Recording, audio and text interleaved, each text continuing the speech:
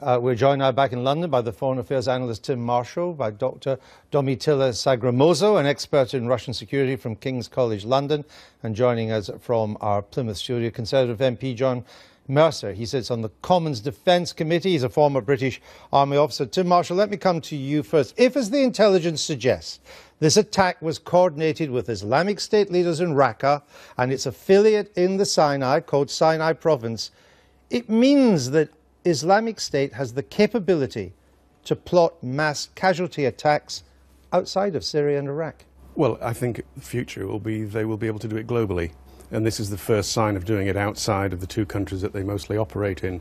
Bortnikov is the head of the FSB, the Russian intelligence service. He met Putin on Friday. Putin came straight out and said, ground the planes. I think that tells us what the Russians really believe. It's difficult for the Russians. It's 2.5 million Russians go there on holiday, only 1 million Brits. Britain is third. It's Russia, Germany, Britain, and then France in the amount of tourists. As an added complication, Sisi, the president, has been to Moscow 3 times since he was elected. What Russia is doing is trying to pull Egypt away from America. You remember, back in the 60s, 70s, it flipped from Russia to America. He's trying to pull it back.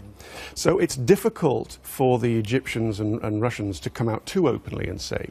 So to go back to your original point, Andrew, I think it's pretty clear that the ISIS affiliate in Sinai swore allegiance to ISIS in Raqqa. They're under a lot of pressure from the Russians. About 20% of the bombing was against ISIS in Syria. They've said, right, we need revenge blowback. They've told their affiliate in the Sinai, you're the ones who can do it. You do the operation. They've killed the Russians.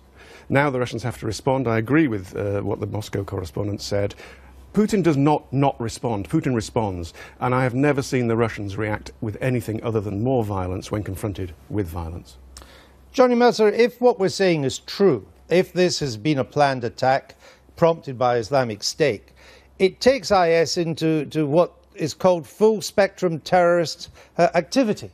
And it's better financed than Al-Qaeda.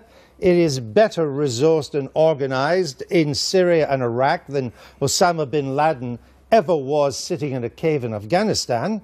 This takes the global war on terrorism to a whole new level, does it not? Good afternoon, Andrew. I think that this threat is existential. You can see if this is proved to be something that has originated from so-called Islamic State, you can see their strategic reach. And this is exactly why the Prime Minister has been going on about this vote on Syria for so long. We have to do something about so-called Islamic State, because the threat is only going to get closer. You know, we see this great outpouring of humanity when you see that little boy washed up on the beach, and you see, you know, we've had 30 of our own terrorists massacred in Tunisia. This is only going to get closer. I understand that, but therefore, is the British response, which of course the Prime Minister hasn't managed to get Parliament to agree to, of deploying 8 Tornado jets into Syria, is that really adequate given what you've just called an existential threat? Look, we need to do what we're asked to do by the coalition. So it's not a question of how much sort of manpower or machinery we're sending. It's about the effect we can achieve on the ground. And what we've been asked to do is provide those tornadoes, because they have a specific tactical and technical capability that the coalition are after when it comes to dynamic targeting within Syria.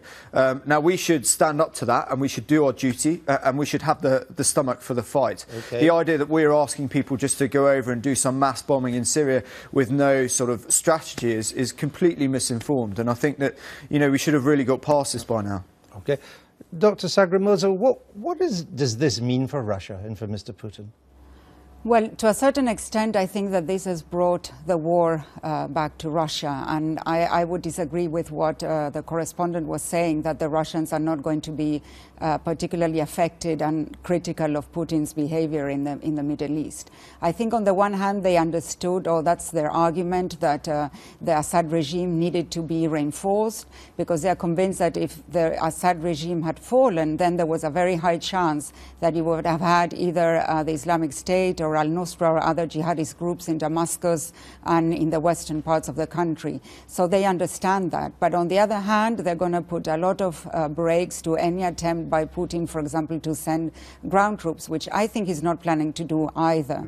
I think that probably his response is going to be maybe an intensification of some of the bombing in Raqqa and, you know, just He hasn't done much of that so far, Tim Marshall. He's mainly been bombing the other groups that are against Assad. He may now extend the bombing to Islamic State. I'm almost certainly will. In fact, if you look at the pattern of bombing, which was about 80% against the Free Syrian Army, it changed on Thursday.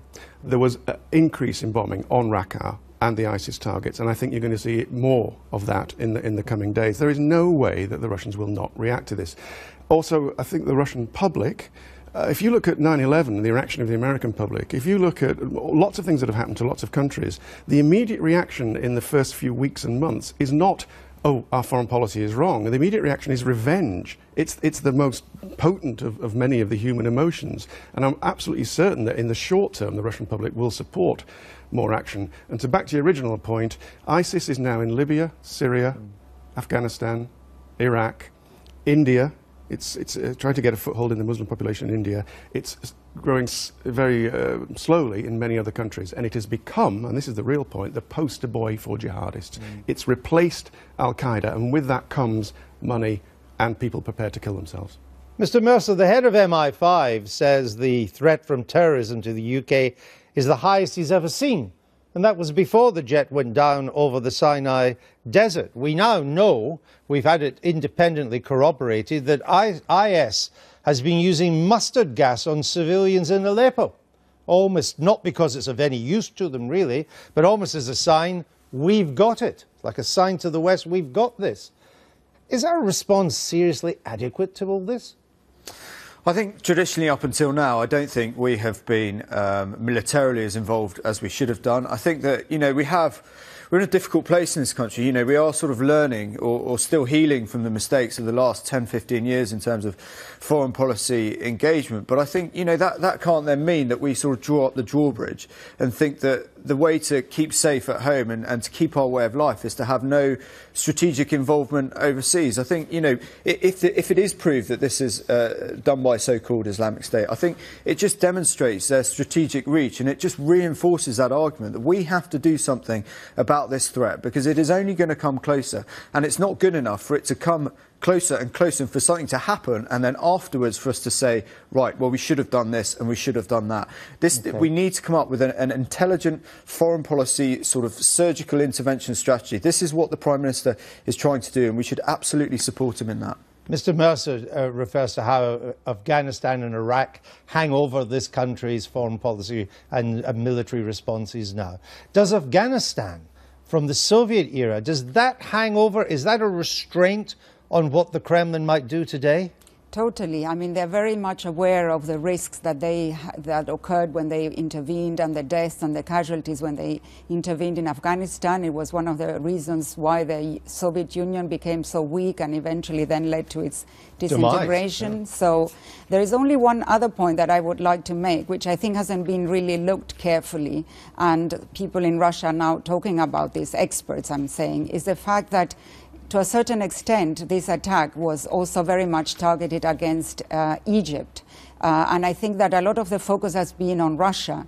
And for me, it was always not very clear why ISIS in Egypt in the Sinai was going to attack a Russian plane, and why not the people who are actually under the bombs. And it seems very much that we shouldn't forget the dimension that, to a certain extent, the Russians might have not been the initial main objective of this attack, but to really have an impact on Egypt and on the Egyptian tourism industry, because the country that is suffering the most from this attack is actually going to be Egypt. It's going to be Egypt because so its economy is so weak. We have to be a bit more careful when we analyze these groups and the connections, and not immediately assume assume that, you know, ISIS in Raqqa is giving this order. I disagree with that interpretation. But Tim Marshall, here's the rub at the moment. We now face this potential far wider, more dangerous, better resourced terrorist threat than ever before. And it happens at a time when we say, oh, well, we all must get together to deal with this, but the British are not bombing in Syria. I was looking at the figures. America's Arab allies have stopped bombing as well. The Saudi Arabia, the UAE, it's diverted its jets to the battle in Yemen. Bahrain has not been part of anything since February. The Saudis since September. Jordan since August. America, which is pretty half-hearted in this anyway, is almost on its own in dealing with this now. And with a president that is not keen on doing this, and he was pushed into it. The British situation is different because of the politics of the matter. I mean, it's clear at the moment the politics is not there in the House of Commons. The maths does not add up. The SNP, Labour and Tory rebels will vote it down, so you can't go. And because of, we were talking earlier, because of Iraq, we're not going to go without parliamentary approval. Last thing on the world spectrum, the one country that is pushed probably harder than any other in a Western sense is the French. The French are putting the Charles de Gaulle aircraft carrier back into the Gulf. Yes, well, it was there for 2 months, and they're sailing it back now for another operation. At the request of the Americans, yes. because they've had to remove the Theodore Roosevelt. For the first time since 2007, the Americans don't have a carrier in the Gulf. And this is why the Americans want the Brits. It's not because of the firepower. I mean, the 8 tornadoes would make a difference, but they can do it without. It's political top cover to say, hang on, we as a culture who have commonalities in our belief systems, we are standing together. And at the moment, they're not. We'll leave it there. I thank all three of you for being with us on the Sunday Politics.